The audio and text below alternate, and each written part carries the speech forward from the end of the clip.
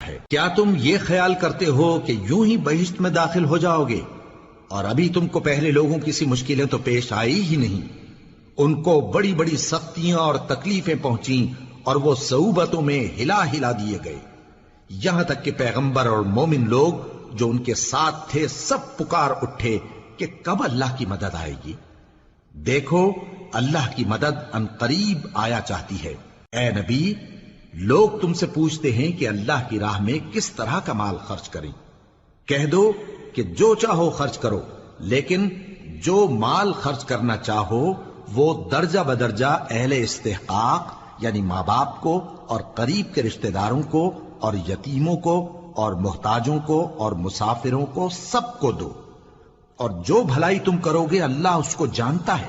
مسلمانوں، تم پر اللہ کے رستے میں لڑنا فرض کر دیا گیا ہے، اور وہ تمہیں ناگوار تو ہوگا، مگر عجب نہیں کہ ایک چیز تم کو بری لگے اور وہ تمہارے حق میں بھلی ہو، اور عجب نہیں کہ ایک چیز تم کو بھلی لگے اور وہ تمہارے لیے مضر ہو، اور ان باتوں کو اللہ ہی بہتر جانتا ہے اور تم نہیں جانتے۔ اے پیغمبر، لوگ تم سے عزت والے مہینوں میں لڑائی کرنے کے بارے میں دریافت کرتے ہیں۔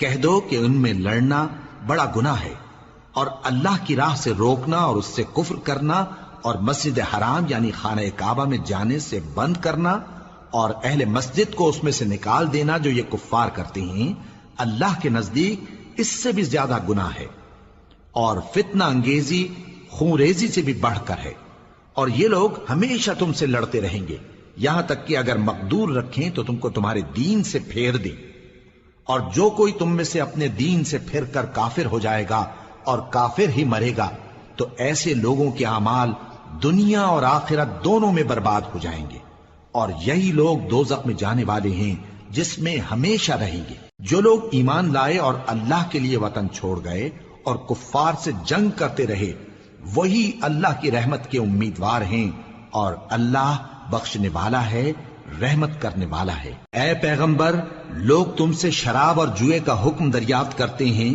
کہہ دو کہ ان میں گناہ بڑے ہیں اور لوگوں کے لیے کچھ فائدے بھی ہیں، مگر ان کے گناہ فائدوں سے کہیں زیادہ ہیں۔ اور یہ بھی تم سے پوچھتے ہیں کہ اللہ کی راہ میں کون سا مال خرچ کریں۔ کہہ دو کہ جو ضرورت سے زیادہ ہو۔ اس طرح اللہ تمہارے لیے اپنے احکام کھول کھول کر بیان فرماتا ہے تاکہ تم سوچو، یعنی دنیا اور آخرت کی باتوں میں غور کرو۔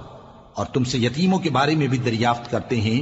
کہہ دو کہ ان کی حالت کی اصلاح بہت اچھا کام ہے، اور اگر تم ان سے مل جل کر رہنا یعنی خرچ اکٹھا رکھنا چاہو تو وہ تمہارے بھائی ہیں، اور اللہ خوب جانتا ہے کہ خرابی کرنے والا کون ہے اور اصلاح کرنے والا کون۔ اور اگر اللہ چاہتا تو تم کو تکلیف میں ڈال دیتا، بے شک اللہ غالب ہے، حکمت والا ہے۔ اور مومنوں، مشرک عورتوں سے جب تک وہ ایمان نہ لائیں نکاح نہ کرنا، کیونکہ مشرک عورت خواہ تم کو کیسی ہی بھلی لگے اس سے مومن لونڈی بہتر ہے، اور اسی طرح مشرک مرد جب تک ایمان نہ لائیں مومن عورتوں کو ان کی زوجیت میں نہ دینا، کیونکہ مشرک مرد سے خواہ وہ تم کو کیسا ہی بھلا لگے مومن غلام بہتر ہے۔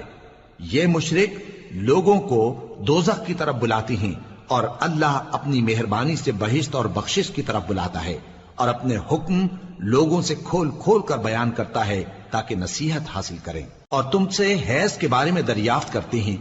کہہ دو وہ تو نجاست ہے، سو ایام حیض میں عورتوں سے کنارہ کش رہو، اور جب تک وہ پاک نہ ہو جائیں ان سے مقاربت نہ کرو۔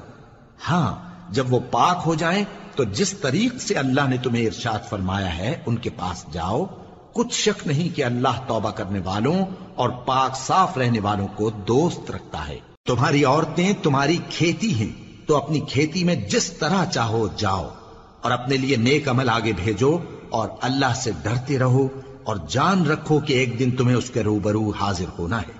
اور اے پیغمبر، ایمان والوں کو بشارت سنا دو، اور اللہ کے نام کو اس بات کا ہیلا نہ بنانا کہ اس کی قسمیں کھا کھا کر سلوک کرنے اور پرہیزگاری کرنے اور لوگوں میں صلح و سازگاری کرانے سے رک جاؤ، اور اللہ سب کچھ سنتا ہے، جانتا ہے۔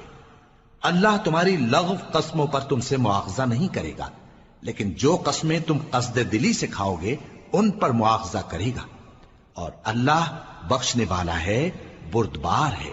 جو لوگ اپنی عورتوں کے پاس جانے کی قسم کھا لیں ان کو 4 مہینے تک انتظار کرنا چاہیے۔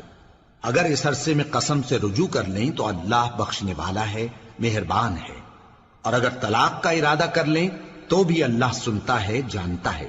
اور طلاق والی عورتیں 3 حیض تک اپنے تئیں روکے رہیں، اور اگر وہ اللہ اور روز قیامت پر ایمان رکھتی ہیں تو ان کو جائز نہیں کہ اللہ نے جو کچھ ان کے شکم میں پیدا کیا ہے اس کو چھپائیں۔